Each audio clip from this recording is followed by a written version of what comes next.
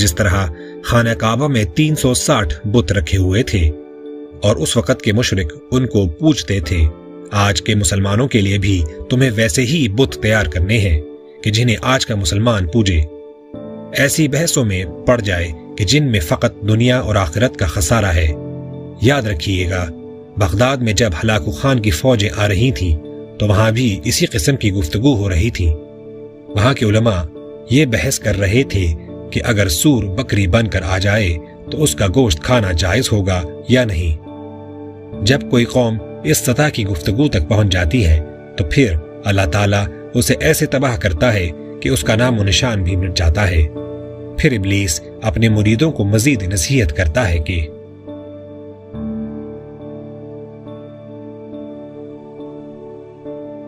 میدان عمل میں مسلمان کے کردار کی تعمیر نہ ہونے دینا، اس کو ایک صاحب کردار، مرد مجاہد، صاحب یقین، شاہین نہ بننے دینا، اس کو ایسی گفتگوؤں اور خرافات میں پھنسا کر رکھنا کہ عملی زندگی کے کسی پہلو میں بھی کامیاب نہ ہو سکے اور زندگی کے ہر محاذ پر شکست کھاتا چلا جائے۔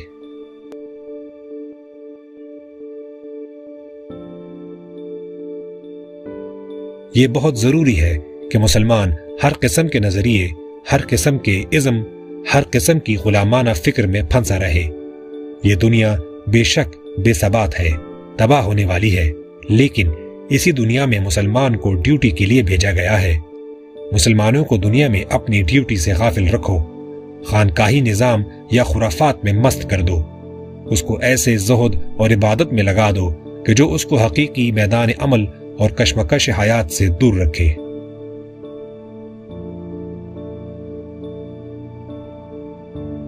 اس کو ایسی شاعری، ایسے تصوف، ایسے مذہبی عقیدوں میں گم کر دو کہ جو اس دنیا کی کشمکش، جہد مسلسل یعنی جہاد سے اس کو دور رکھے۔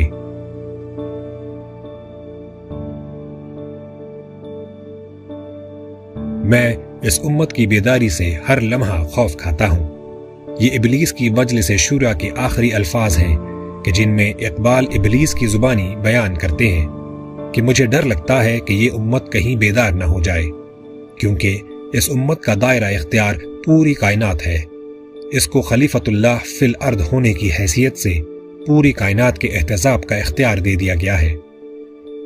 اس سے پہلے ابلیس آخری نصیحت کرتا ہے کہ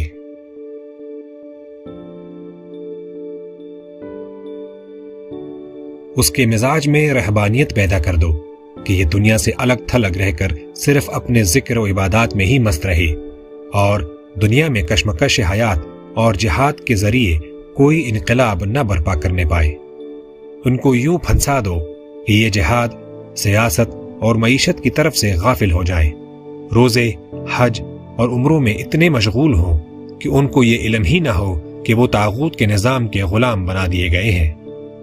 اقبال نے ایک اور مقام پر ایک آزاد مرد مجاہد اور ایک خانقاہی نظام میں مست راہب کا یہی فرق بتایا تھا کہ جس سے کفر کو کوئی خطرہ نہیں۔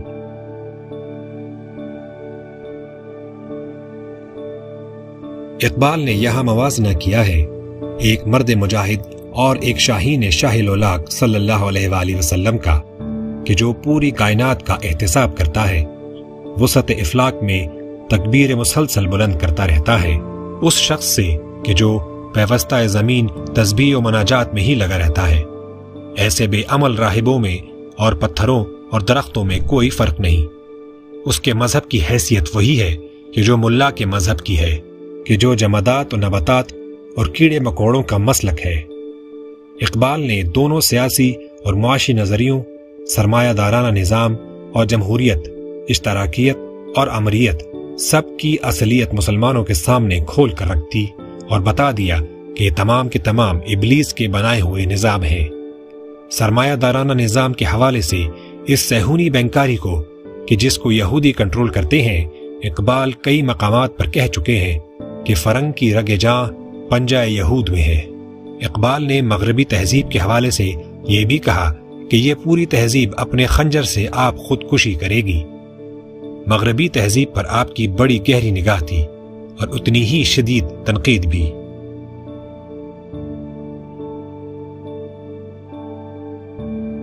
آج پوری دنیا مغربی تہذیب سے متاثر ہے۔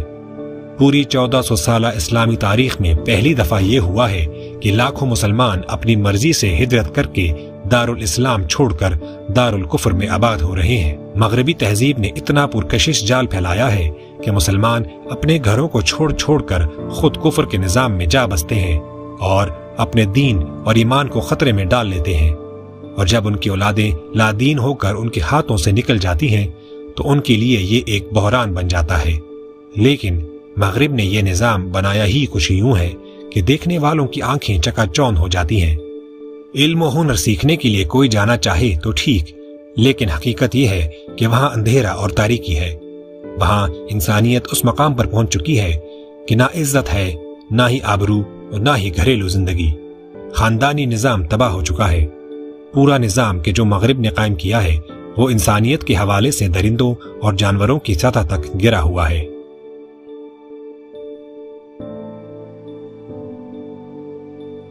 تم اس چیز سے اندازہ کرو کہ عمارتوں کی شان و شوکت، تعمیر اور رعنائی کے حوالے سے سرمایہ داری نظام کی نمائندہ بینکوں کی عمارات مذہب کی نمائندہ گرجوں کی عمارات سے کہیں زیادہ بڑھ کر ہیں۔ یعنی معاشرے میں اب مذہب کی نہیں، سرمایہ کی عزت و اہمیت ہے۔ پوری دنیا میں بڑی بڑی عمارتیں اور خوبصورت تعمیرات یہ ظاہر کرتی ہیں کہ اس معاشرے کی بنیاد کس چیز پر ہے، مذہب پر یا مادہ پرستی پر۔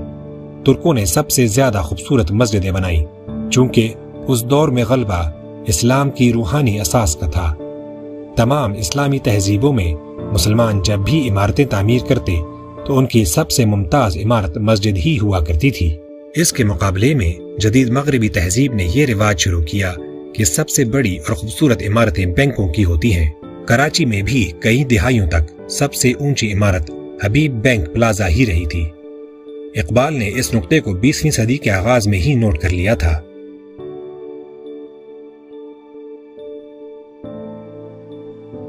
اقبال نے یہاں پہ پورے بینکاری نظام اور صہیونیوں کی سرمایہ دارانہ معیشت کو اڑا کر رکھ دیا۔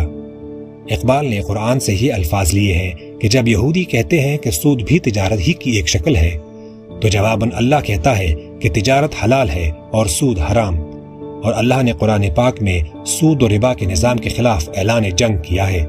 یہاں پر اقبال نے بھی یہی الفاظ استعمال کیے ہیں کہ یہ لوگ سود کو تجارت کہتے ہیں، جبکہ حقیقت میں یہ جوا ہے، اور یہ لوگ ہمیں مساوات، انسانی حقوق، آزادی اظہار کا درس تو دیتے ہیں، مگر حقیقت میں یہ خود لوگوں کا لہو پیتے ہیں۔ ایک آدمی کا نفع لاکھوں کے لیے تباہی کا باعث بنتا ہے۔